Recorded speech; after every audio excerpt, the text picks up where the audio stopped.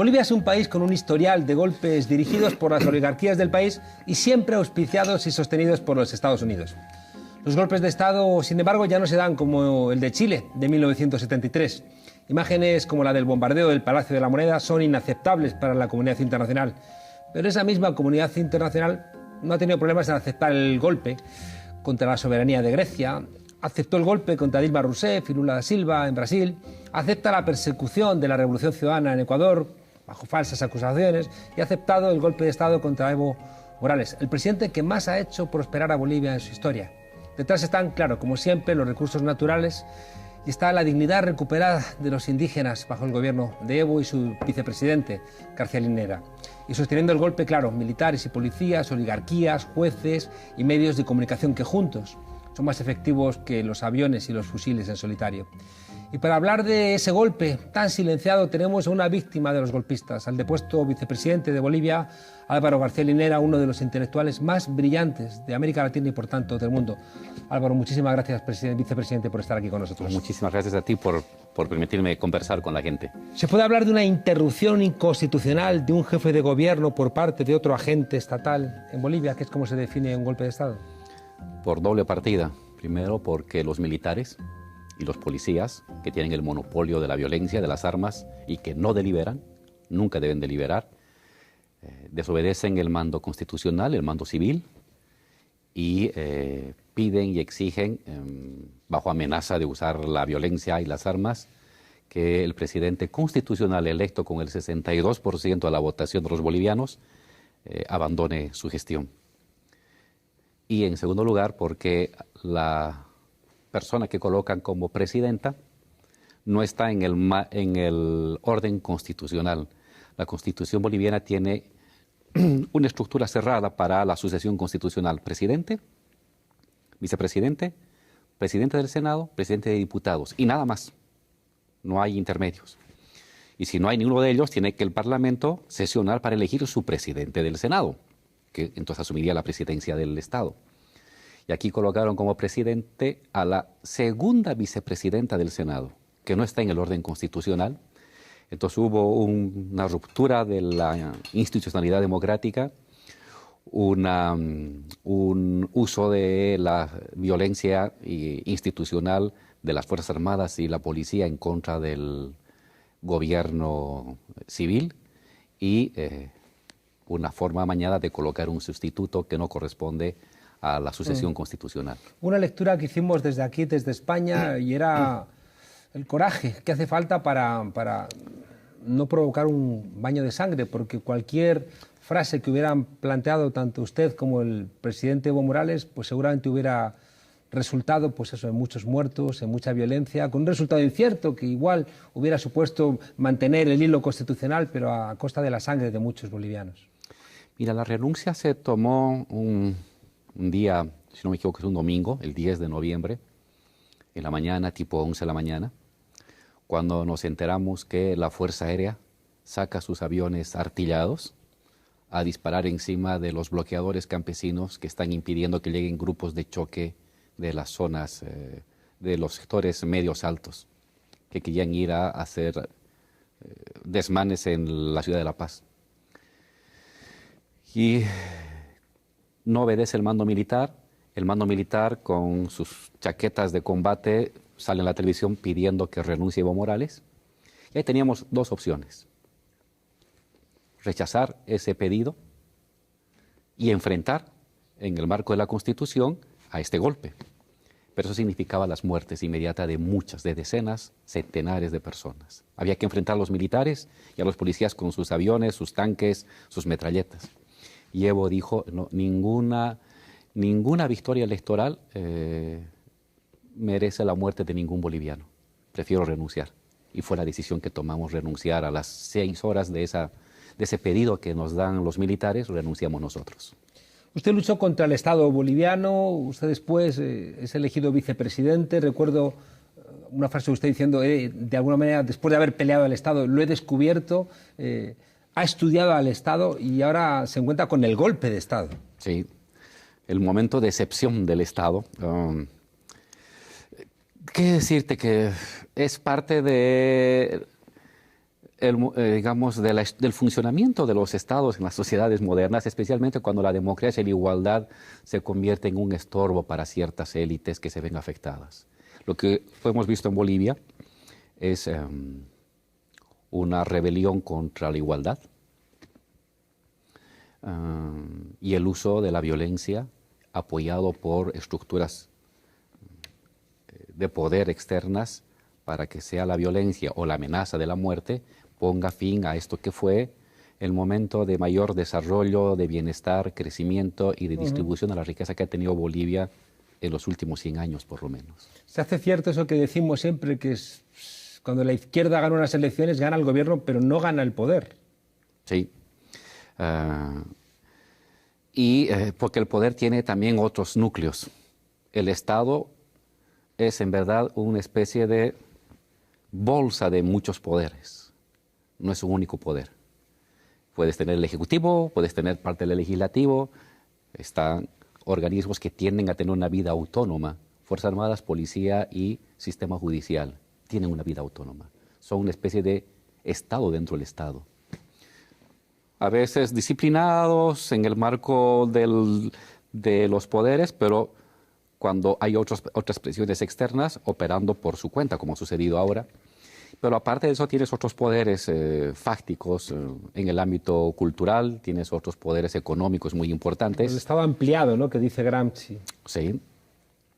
Y entonces poder llevar adelante una conducción de la estructura estatal requiere también tomar en cuenta a estos actores que no tienen forma de elección representativa, que no se someten al mandato representativo del voto, sino que se mueven bajo otro tipo de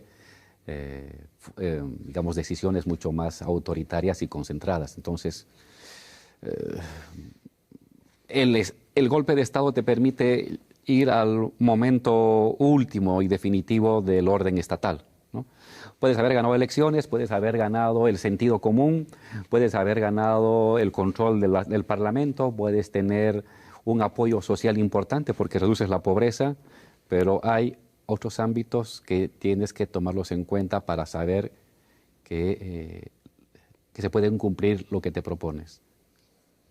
El mando de las Fuerzas Armadas y la Policía y los poderes económicos y fácticos que están por fuera y atravesando las estructuras estatales. Ahora los que explicamos ciencias políticas tenemos que analizar el lawfare, ¿no? Esta nueva forma, ¿no?, de intentar tumbar gobiernos a través de pseudo legislaciones y comportamientos espurios de los parlamentos, y también tenemos que explicar eso que llamamos el deep state, ¿no?, ese estado profundo donde están servicios de inteligencia, porque tengo la sensación de que el golpe en Bolivia estaba planificado desde mucho antes, ¿no?, de octubre del 19 cuando se da.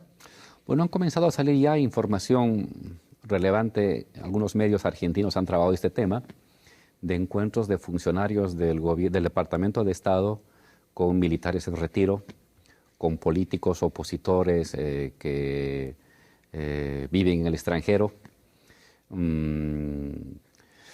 la manipulación del Big Data, la contratación y la invención de centenares de miles de cuentas de Twitter en los 2-3 días definitivos del golpe de Estado, que hablan que hay cosas también que se mueven detrás de bambalinas, claro, que no siempre el control del gobierno es el control del Estado y el control del Estado no siempre es el control de las estructuras de poder de una sociedad.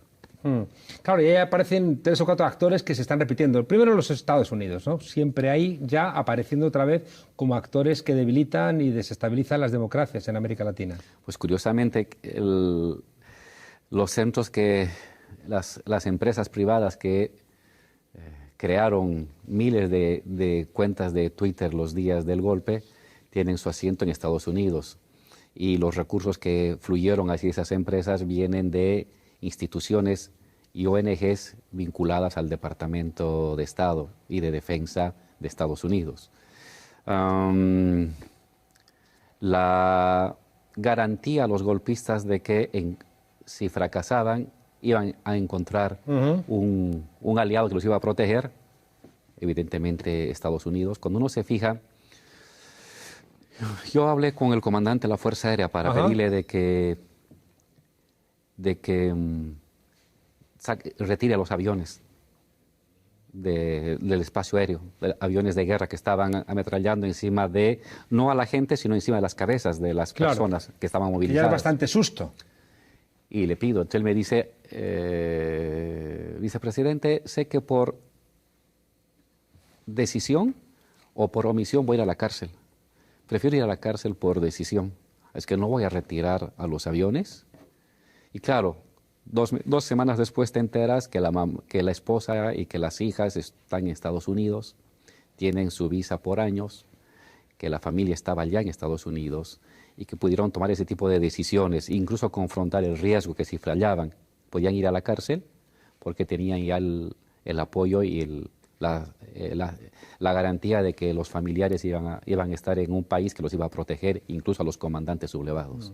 Ha sido muy sorprendente y se nota que les ha hecho daño porque han salido como en tromba a intentar descalificar el informe que ha salido en un blog del Washington Post de dos investigadores del MIT, y luego también un hilo que ha salido en Twitter de una persona que no pertenece al ámbito de la izquierda, que es Francisco Rodríguez, reforzando desde las ciencias sociales, desde la estadística, la constatación de que no hubo fraude, de que ha sido todo un montaje acompañado del otro gran actor, que son los medios de comunicación, para intentar hacer valer que es que hubo un fraude.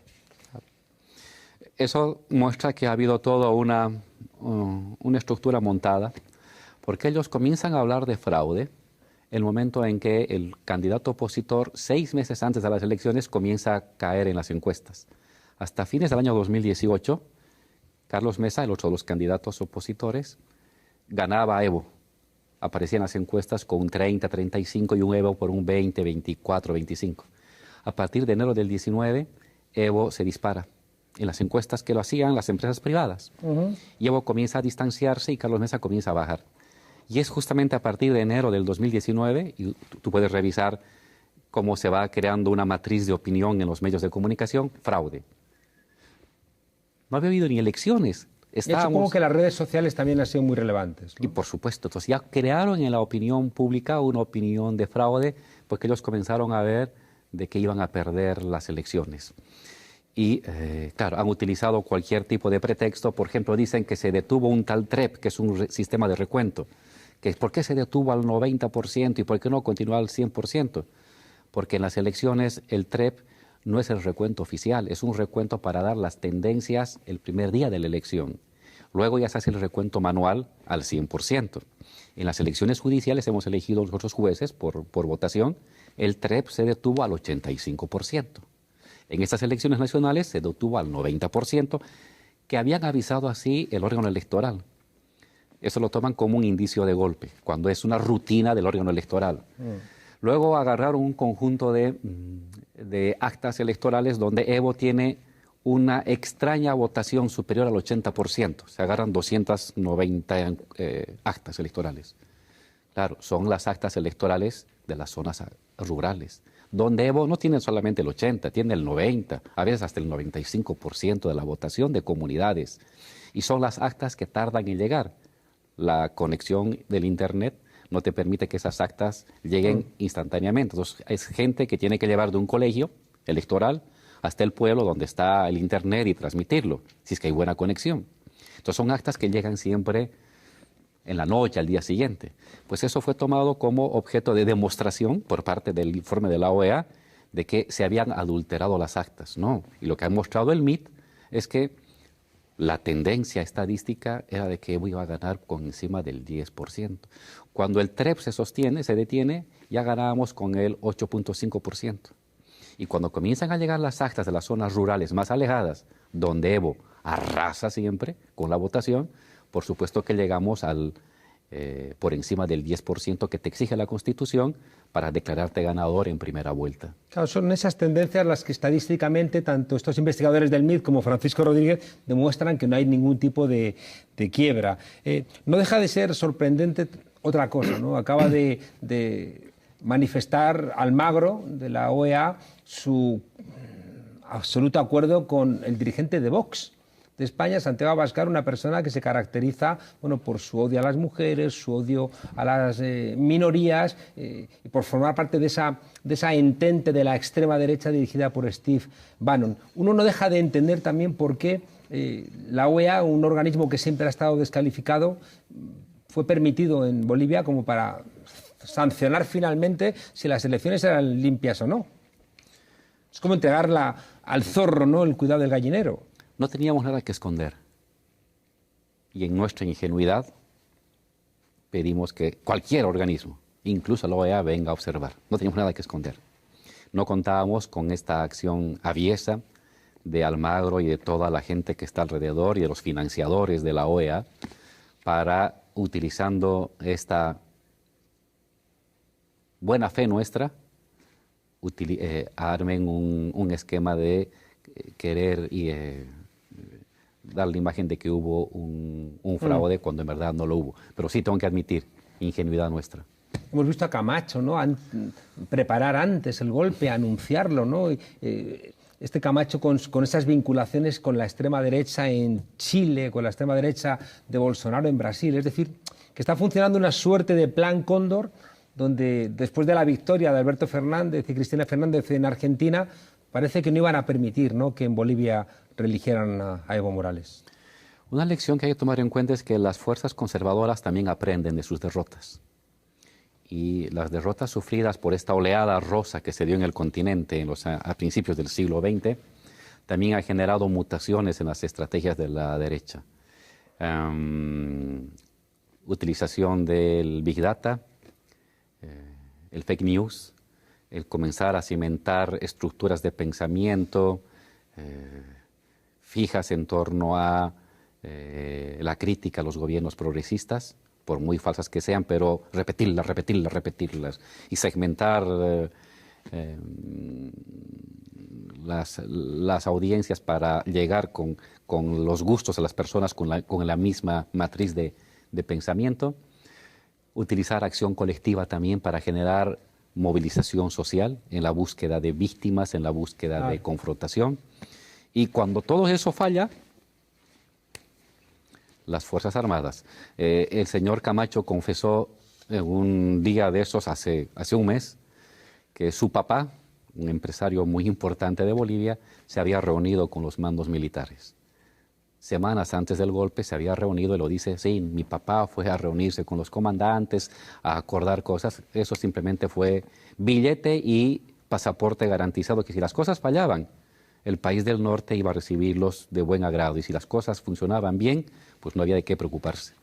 Casi para terminar, usted escribe un artículo doloroso, ¿no?, en donde reconocía que los sectores blancos de Bolivia no aceptaban competir en igualdad de condiciones con los indígenas que habían estudiado, que habían ido a la universidad y que competían por puestos de trabajo, pues, compitiendo con unos blancos que nunca habían sentido esa necesidad de encontrar a estos competidores y a los cuales casi veían como ajenos, ¿no?, a Bolivia, cuando son los habitantes originarios. El golpe de Estado de policías y militares ha estado precedido por una movilización de un sector de clase media tradicional. ¿Contra qué se mueve el sector de clase media? Contra la igualdad. Nosotros, a lo largo de 13 años, lo que hemos hecho es tener un trípode: crecimiento, en 13 años 4.5% de crecimiento anual promedio. Distribución de la riqueza, hemos sacado al 30% de los bolivianos de la pobreza y la extrema pobreza para convertirlos en sectores de ingresos medios o de clase media. Y hemos garantizado la inclusión social. Indios, indígenas, que son la mayoría de mi patria, gobernando. Ya no simplemente siendo empleadas del hogar o albañiles, sino presidentes, también albañiles, y también empresarios, y también profesionales globalizados, y también trabajadores de las minas. Eso lo logramos. Pues la rebelión de las clases medias tradicionales es contra eso. Es contra el hecho de que de un día para el otro emerge una nueva clase media, pero ya no como ellos. Tiene otro color de piel, otros apellidos, otros gustos, otro origen social. y tiene mejores aptitudes que las que ellos tenían antes y que sus privilegios se basaban en una especie de tradición de apellido y abolengo. La emergencia de las nuevas clases medias indígenas les quita ese protagonismo y tienen que compartir con ellos las oportunidades. Pues es contra eso que se rebelan, y por eso que cuando entran, se consume el golpe de Estado y entran a la casa presidencial, lo hacen llevando por delante la Biblia para extirpar las idolatrías de esos indios que no han sido suficientemente evangelizados, y queman la bandera indígena, la huipala, y se arrancan de los brazos la insignia de la huipala, mostrando ese odio y ese resentimiento hacia personas que habían osado igualarse. Lo que pasa es que ha habido sectores de clase media que se han sentido agraviados con la igualdad. Y la lección que yo saco es: todo proceso progresista que busca la igualdad tiene que tomar en cuenta que hay siempre un costo social y hay que ver cómo uno lo regula. En Bolivia, ese costo social fue la rebelión de estas clases medias tradicionales que no estaban dispuestas a compartir con los indios, con los indígenas, el asiento, el set, el shopping, la beca, el parlamento, la empresa. Y lo que dijeron es establecer una especie de muralla para decir: indios no se atrevan a ser como nosotros somos mejores por nuestro apellido, por nuestro abolengo, por nuestro color de piel, y los vamos a volver a llevar al lugar en que deben estar siempre, en el campo, en las villas miserias, y no en los lugares como nosotros, que es para gente decente. Entonces, ha habido un renacimiento de un racismo fascistoide, de un racismo colonial. Ha renacido en estas élites de clase media tradicional. Un poco al apartheid en Sudáfrica. Yo he visto ahí cosas de de estos golpistas comportándose como se comportaban en los peores tiempos del gobierno de Pretoria, ¿no? El trato a las mujeres. Negra. Cuando hubo una movilización de mujeres campesinas pidiendo paz, miles de mujeres con sus niños, con sus bebés cargando en la espalda, tan clásico de Bolivia, salieron los motoqueros, jóvenes bien, con sus motos modernas, a arrear para que no entren a la ciudad, que se vayan a su campo. No les impidieron entrar a la ciudad, y a las que querían entrar iban con bates en la mano, con manoplas, con unos artefactos explosivos. Fue terrible ese votar. No se votaba a los indígenas de las ciudades desde el siglo XIX, principios del siglo XIX. Pues ahora los volvieron a votar a los indígenas en esas luchas que se dieron los días previos y los días posterior a el golpe de Estado. Vicepresidente, que no le quiero quitar más tiempo, que tiene más compromisos. Le tengo que hacer, para cerrar, la pregunta que le hizo a Dilma Rousseff.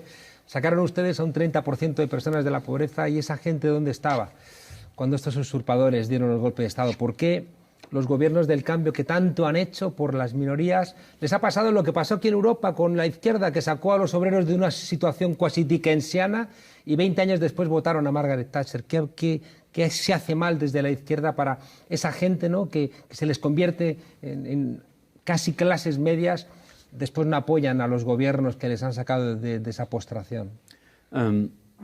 Es nuestra obligación mejorar las condiciones de vida de la gente humilde, independientemente del costo que tenga. Si no, no seríamos ni de izquierda, ni progresistas, ni populistas de izquierda, ni nada. Y está bien que hicimos eso.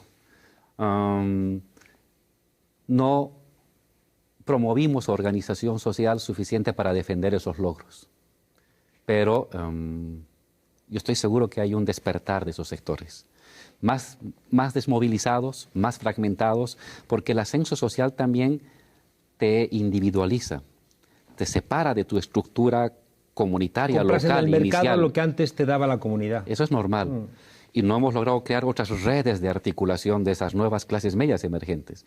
Pero yo creo, por los datos que nos están dando las encuestas, hechas por ellos mismos, que nos colocan en el umbral del 36, 39%. ¿Van ustedes a las elecciones de mayo con optimismo? Vamos con optimismo. Tenemos, no la seguridad, pero alta probabilidad de ganar, y que este sector de clase media, fruto de las grandes transformaciones igualitarias, le diga a los golpistas lo que quiere con el futuro. Entonces yo soy optimista de que, aunque un poco a destiempo, se está generando un despertar de estas nuevas clases medias. Vicepresidente, ojalá el gobierno de coalición de España, un gobierno de izquierdas, tenga una visión respecto de Bolivia, bueno, crítica con el golpe y y amable con los que están trabajando por la democracia. Yo he valorado